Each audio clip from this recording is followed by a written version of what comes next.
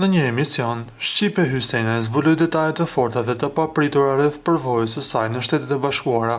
Përveç planeve dhe rrëfimeve mbi jetën personale, ajo ndau një thashëthem që habiti shumë.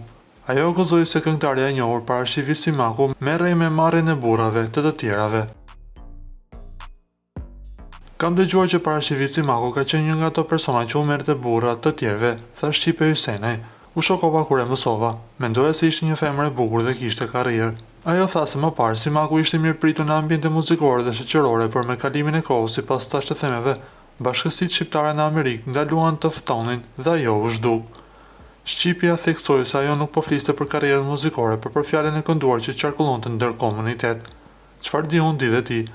Më thanë që ka ndodhur shumë herë, merrej në përdasma deri në momentin që nuk u mor më dhe u zhduk. Ajo shtoi se për të ishte rënë të dëgjonte këto rrëfime, nuk ishte e bukur ta dëgjoja, deklaroi ajo. Por fill pas kësaj deklarate, këngëtarja e njohur Parashivi Simaku ka reaguar në profilin e saj zyrtar në Facebook.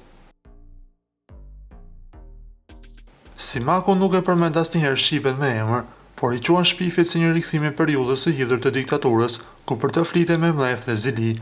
Këngëtarja thekson se për 10 muaj emri i saj është përdorur si tabelë qitjeje nga njerëz që kërkojnë vëmendje përmes të pavërtetave.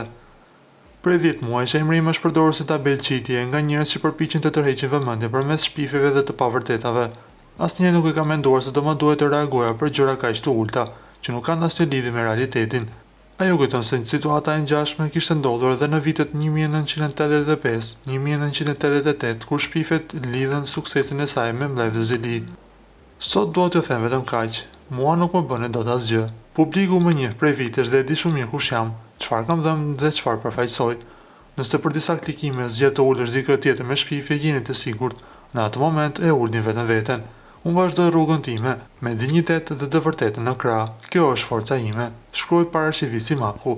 Reagimi i saj vjen si një mesazh i qartë kundër shpifjeve, duke rikujtuar se dinjiteti dhe e vërteta mbeten më të forta përballë sulmeve të kota.